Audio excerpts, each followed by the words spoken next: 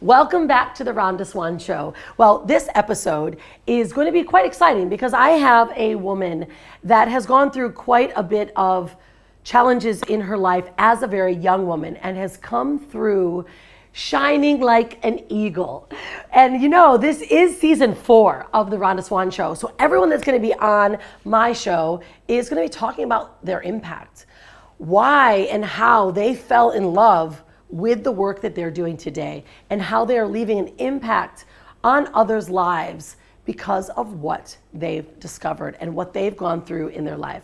So this is my favorite part of storytelling and meeting people on my show, is because I get to get inside of the heartbeat of those guests. So without further ado, let me introduce my guest. Her name is Tarryn Reeves. She is the CEO and founder of Four Eagles Publishing and the publishing house Concierge. She works with high-level entrepreneurs to create best-selling books that act as lead magnets that grow their business with ease.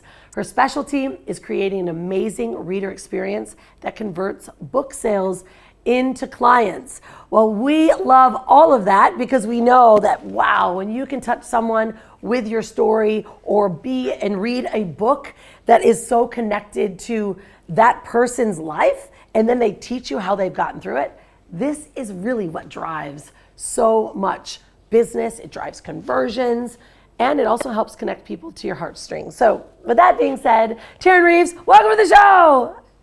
Woohoo! Thank you so much. I'm super excited to be here. I'm glad you are here too. You know, it was really cool because I got to speak with you on the Women Gone Wild Summit, which was quite awesome. So we got a little sneak peek of what you're about, but we want to go a bit deeper today, especially since too, you're going to be an author in the next book that launches in April.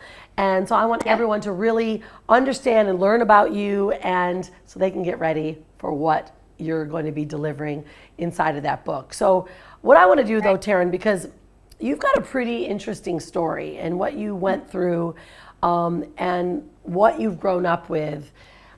Can you start sharing a bit of that story, like where you really came from? Because you're from South Africa, right? From Zimbabwe, is that right? From Zimbabwe, yeah. Yeah, so I was born in Zimbabwe, and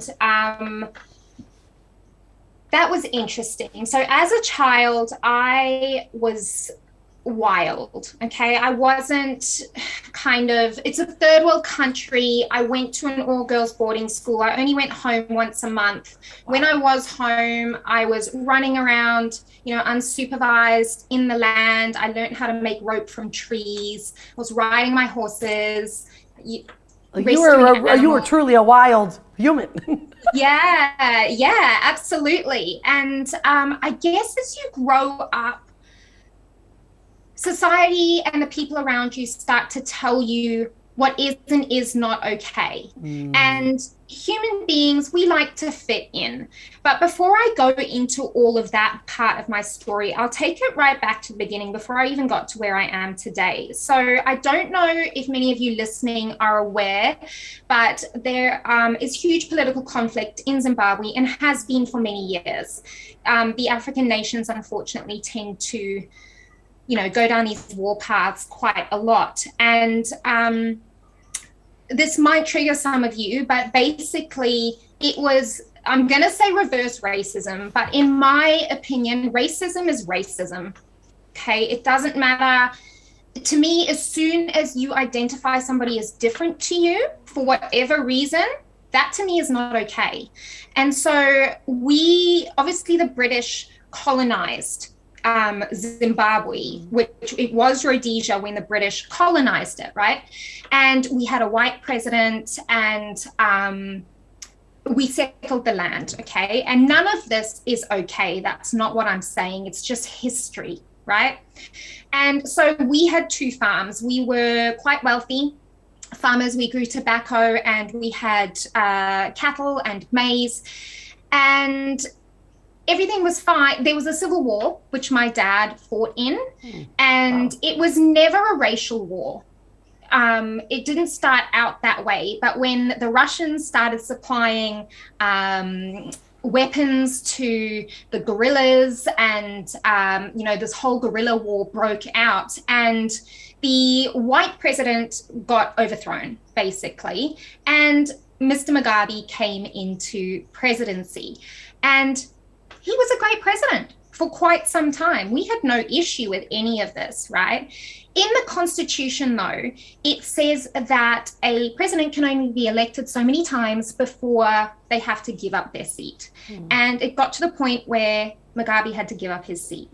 And he thought, well, hell no, that's not happening. And so I don't know if any of you have watched Blood Diamond, but to me, that's very much what it was like as a young child. He was training young people of color to weaponize and to terrorize and to murder and to rape, and all of these sorts of things were happening. And because it's a corrupt government, it became a corrupt government. The police force wouldn't help you because they weren't allowed to, because then their families would be killed and all these sorts of things. So it was really this really violent pitting against people. And I guess the underlying thing of it was take back the land by whatever means possible. This land belongs to you. These white people shouldn't be here. And we're talking, colonization was way before my time and my parents' time. But unfortunately, we paid the price for that. And it was very violent, where they would come and they would lock you in your house for days on end. They would fire shots at the house. They would bang their drums outside. They would kill your animals. They would beat up your workers. And then, so my dad set up like a neighborhood watch, I suppose you could call it, because the police force wouldn't help us. So if someone else was locked up, somebody had to go and try and save them, right? So the farmers all banded together and they became their own force, I suppose, not non-violent wherever possible. But my dad was the head of that in our area, and so they didn't like him very much. And luckily, I was at boarding school when this all first came around, but basically they came to the farm and said, you have 5 minutes to get off. Do not take anything. If you're not off in 5 minutes, we will kill you. Wow. And so my parents fled the farm, and I was at boarding school at the time, and it was the middle of the night, and the matron came and woke me up, and she said, your parents have had to flee the farm. We don't know where they are.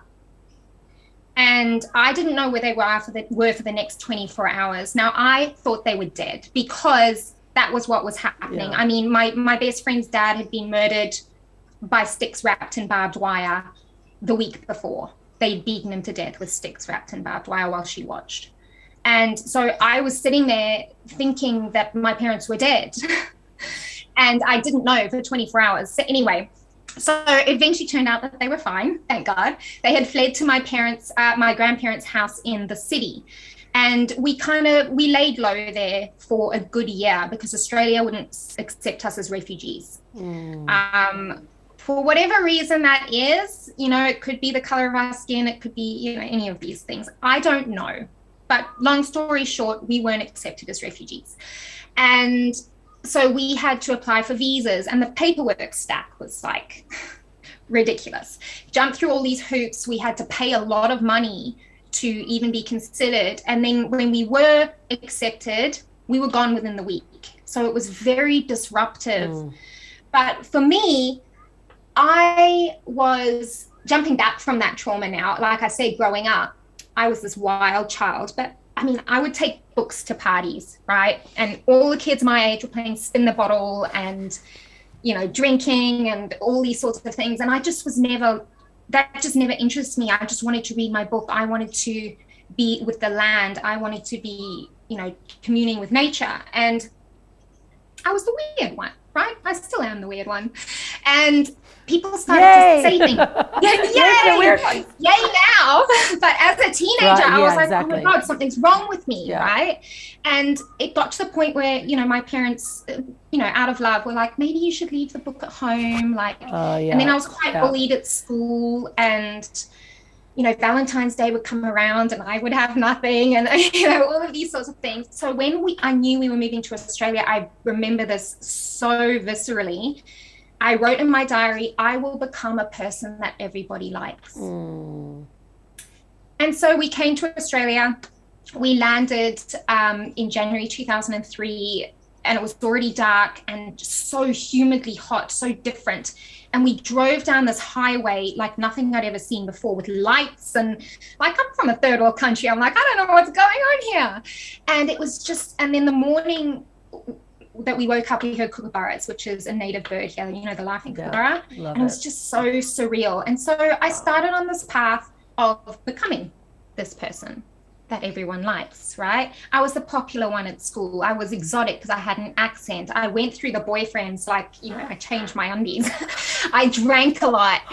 And, you know, I slept around a little bit. Not, you know, nothing too bad. But... Well, this is, okay, so I want to interrupt you because, like, this is intense, okay? You're like, I'm listening to your story, I'm like, you should see the team out here, like, wait a minute, like this woman. I should come with a warning label. It's 2021. You're not 100 years old. Like this was just quite recent. Not my last checked, no. You know? Sometimes like this, I feel that old. But you know, this is the kind of things I think that's happening around the world. I love what you said. Racism isn't about, it's just racism. Like no one deserves to be treated like that. And I think that's one thing too that we really embrace so strongly, and why you're in the book Women Gone Wild, is because we embrace diversity. We are humans that are embracing each other's differences, but you were not, you didn't have the choice. And right, I mean, and I know this happens around the world, and it's even the idea to not have the choice and to be chased out of your home country is really scary. Yeah. You know, how do you think, Tarryn, like, how do you think those experiences actually started to shape you? Because you were just sharing as a teen, so like you start switching, right? And all of a sudden you're just trying to be this person. Yeah. How did you get through that time? Like, how did you really start to handle so a lot of it, you know? Culturally, us Africans are quite stoic, right? Yeah. It's very much a case of don't air your dirty laundry in public. I know if my parents listen back to this, they'll be like, oh my God, what's she doing now? We won't because it's like, don't talk about these things, right? Right. It's not okay. Don't air your dirty laundry in public. How can you say that? Don't swear on social media. Be the prim and proper lady. Right. Everything that you don't want to be. Yeah, pull yourself together and get on with it is very much the attitude. Yeah. Like we've got something to do, we're going to get it done no matter what stands in our way. And that can be quite harmful when you're dealing with trauma, right? And so, I mean, I didn't even believe in such thing as depression, anxiety, PTSD. I just thought, that's for weak people. This is what I thought. I thought that's for weak people. Yeah. So when I climbed the corporate ladder, right, and all of these, my drinking, my sleeping around, all of these things, behaviors I started to exhibit, I really thought that I was, starting to create the life that I loved. Yeah. But it was a coping mechanism because when I drank, I'm talking like 4 bottles of wine and I'm tiny. Wow. And I would still be fine, but I would be so emotional and I would just cry. And that's when all this stuff would come up, right? And I was climbing the corporate ladder. I got a degree in criminology. I was doing full-time shift work in the railway while studying full-time. I bought my own house. I bought the car. And by the age of 23, I was earning 6 figures. And I was like, I'm killing this thing called life. I am so on it. Wow. But I was so sick. On the inside. My skin, just before my wedding, it was horrendous, had like this, they didn't know what it was, but these breakouts all along here. And I lost weight at a rapid rate of knots. I wasn't sleeping. My hair was falling out. My nails were like paper. It was just horrific. And so I also dealt with a lot of sexual harassment and racism in the workforce when I got here to Australia. Like, why can't you speak more Australian? Because I had an accent. Like, how come you're not black? Did you wear loincloths to school? Like all of these sorts of weird questions, right? And so uneducated. I ended up having a burnout. I just got to the point where I couldn't physically do it anymore. And so my husband got me to go to the doctor, and I remember sitting in her office arguing with her and hysterically arguing. I was hysterically crying, and she was like, Tarryn, she was a South African lady, so she got, where I'd come from. Tarryn, you have PTSD, chronic depression, and major anxiety. What? Yeah. There is no such thing. Wow. I am not weak. Do you have any idea what I've been through? Yeah. No, that's not true. And she's like, Tarryn, you need to listen to me. You need to go on this medication. And she's such a good doctor because she talked me down off this kind of hysteria, I guess, because to me, I was like, oh my God, I'm a failure. I'm a disappointment to my parents. Wow. I should just pack everything up now. It's not worth me being here. I should just crawl into a hole and nobody would care. I was in this really dark place. And the way she explained it to me was this. She said, Tarryn, depression or anxiety or any of these sorts of things you're like a truck, okay? You're like a little car and you keep getting stuck in the mud. And when you try to get out of the mud, you spin your wheels or you get out because the mud's on a hill, right? And you get a little bit up the hill, but then something happens and you fall back down and you get stuck in the mud. She's like, it's this continuous cycle and it's really exhausting. And she's like, medication for this sort of stuff is the tow truck that comes and hooks up to you and just gently pulls you to the top of the hill. And when you can get to the top of the hill, when we're at the top of the hill, you can do away with the tow truck. And I was like, oh, okay. But I was still in this deep well of shame, right? And so to answer your question, I didn't deal with it. The way I dealt with it was through numbing my pain, through alcohol, through boyfriends, through just pretending it plain wasn't there and just putting one foot in front of the other, because I have an incredible well of strength. When I put my mind to something, that's it. Nobody's going to tell me I can't do that, right? But sometimes that can be a detriment, because if you don't look at yourself and go, hey, something's not right. But I didn't have that model to me. I didn't have anyone around me that could share that. So, and I had to go on this journey. Right? Yeah. I mean, I think when I really appreciate you sharing that, because so many that are watching or could be experiencing the same thing, right? And because you question yourself, like, then we have the shame because all of a sudden now we're not the person that we've said we are. So our ego then gets in the way, right? And we have to get really very real with ourselves. And this is really, I think, a big conversation, Tarryn, because obviously, you know, we're writing this book as well about women gone wild. I mean, this is a real thing that, you know, so many women, we put up our strength, however, but our real truth and our vulnerability is what makes us who we are. And so to tap into that so that we can help others. What would you say then now is your really the root that kind of helps you moving forward and now falling in love with the work that you're doing, right? Now you're really helping others. What got you through that tow truck, right? Allowed you to pull through and then now fall in love with the work that you're doing? It was kind of, this is going to sound so cliche, but it really did feel like this awakening, I guess. I mean, it probably was. It was, you know? And so I quit my job, right? And then I got another part-time job and I got made redundant. A week later, I found out I was pregnant. Oh, right. And then nobody would hire me because I was pregnant. And when I found out I was pregnant, something dropped in me. And I was like, this is not going to happen to my child.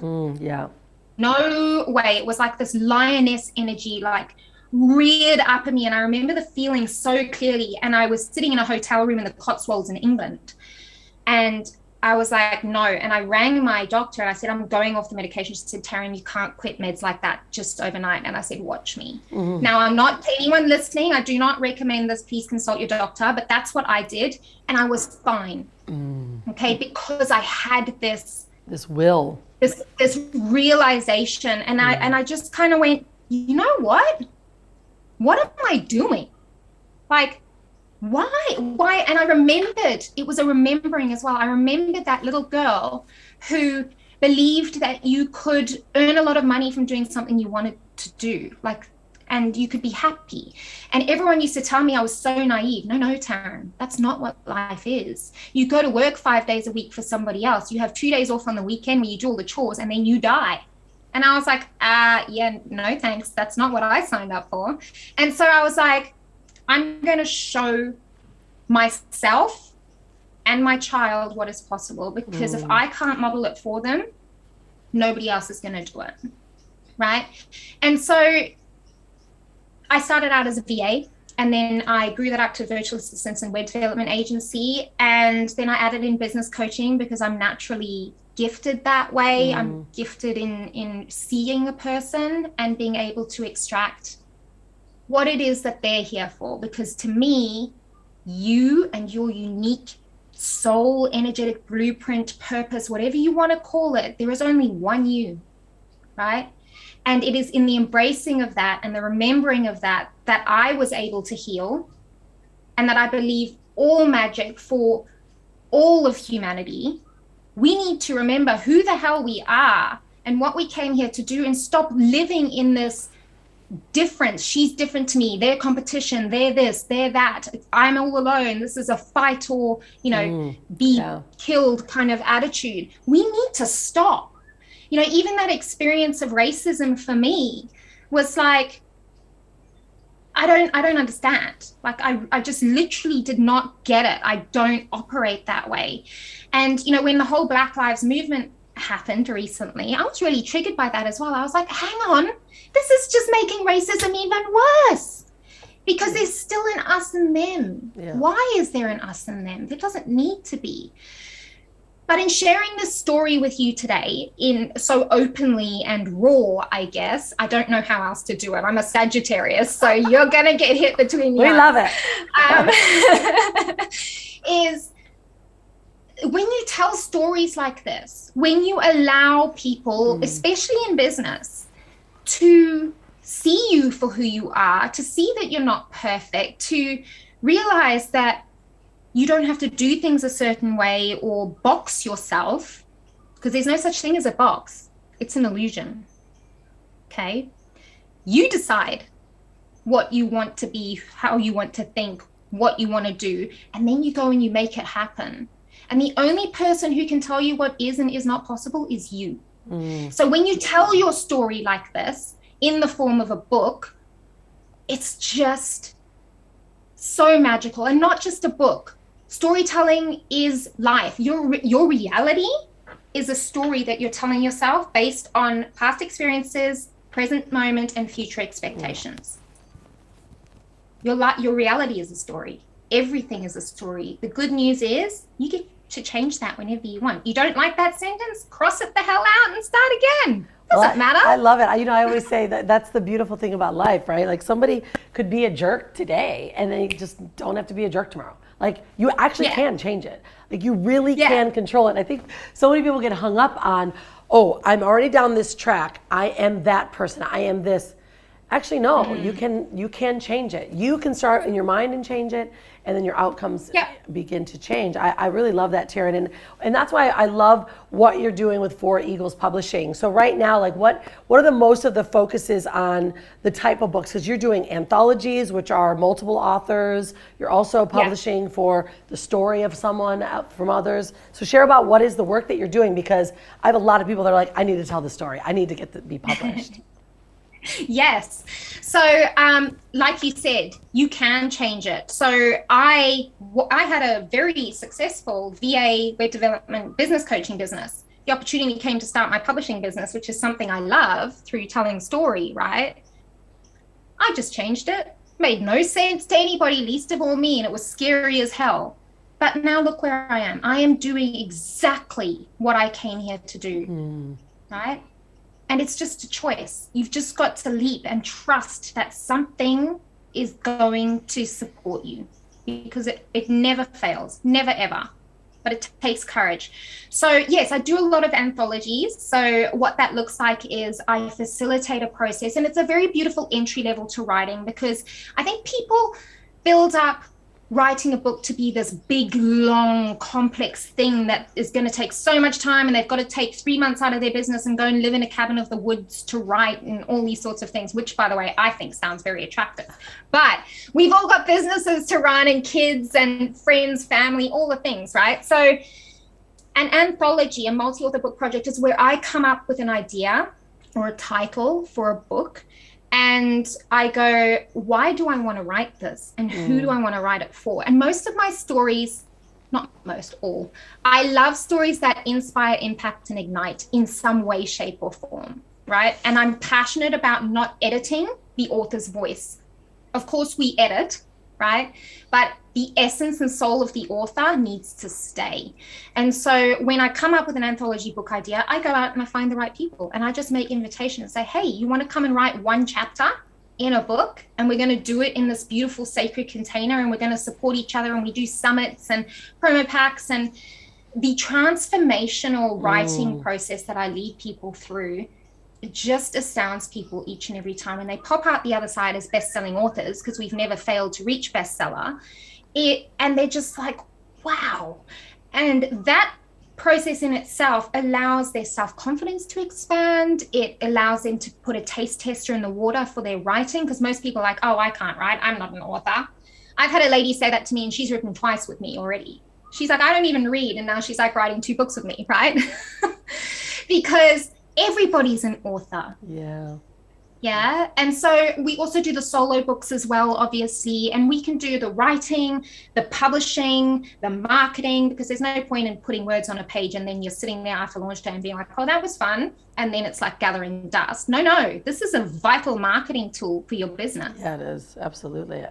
I love it, Tarryn. I mean, because, even when, we did Women Gone Wild, it's opened up so many doors and connections with so many people, and it literally created a whole new business model. Like, it's like my mothership is my company, and boom, the book became a whole new entity. And I think it's really brilliant. So where could people then find you? How do they learn more about For Eagles? Because what you're talking about, I love that we went for your story first, because it allows us to really see you, right? And then who doesn't want to see someone and know that their story's worth being told? So how do they find you, and what's next for you? Yeah, so come and find me at foreaglespublishing.com. You can find me there, and I've got all the socials, all the things on there. Come and find me. Come join our writers group. It's called the Authors Lounge. It's a beautiful place where, we just kick back and support each other, tell stories, and just be epic. So what's next for me is I've got a new series of courses coming out. Write It, Publish It, and Market It are coming out. So it's ideal for the entrepreneur who's looking to self-publish. So it's a beautiful container where I walk you through all of the things that I know that you haven't thought about, from my expertise behind the scenes, because even though I might be, a bit woo-woo and wild and stuff in my feminine, I've also got this beautiful gift of the masculine where I'm like, right, this is the system, step 1, step 2, step 3, step 4, and I'm able to break it down into this really beautiful, easy pathway. And nothing is impossible. Your book and your story absolutely needs to be told. It's just waiting for you to say yes. I love it. Amazing. Well, I'm so excited too. I was invited by you to write the foreword in the next book, which is Corporate Burnout, right? What is the title? Is it called Corporate Dropouts? Corporate Dropouts. Yeah. So excited for that. Yeah. And so I'm one of those, right? I'm one of these wild women that did drop out. And then you're going to also be an author in the next book of the Wealth series, and we are really excited about that. There's so much to come with this book series. And I think this is the brilliant piece, right? When we all have a story to tell, and when we start coming together and telling that story, the world shifts, energy shifts, because they actually can see their own story inside of yours. So Tarryn, thank you so much. I love you and what you're all about. And I can't wait to hopefully see you here in Bali when we do our live event for next year. Thank you so much. My pleasure. Thank you. Bye. Well, guys, what do you think? Can you imagine, right? All of us have a story. All of us have a story that brought us to where we are today. And it doesn't always have to look pretty. Sometimes it's a lot of challenges and it gets us to where we are, but that's what brings us in and gives us that coat of armor that says, I am worthy. That's my story, but I can shift it. I can change it. I can now leave an impact on other people's lives just based on my experiences. This is the beauty. This is what life is about. It's time for us to continue to open our minds to our diversity, fall in love with each other, and listen to people's stories. The world has shifted so much, and we need to get more connected. So thank you for being here on this episode of the Rhonda Swan Show. This series is going to take you down a rabbit hole and bring you right up to the top so you can see what it's like to go through and to come off the top at the summit. See you on the next show. Don't forget to be unstoppable and stay wild.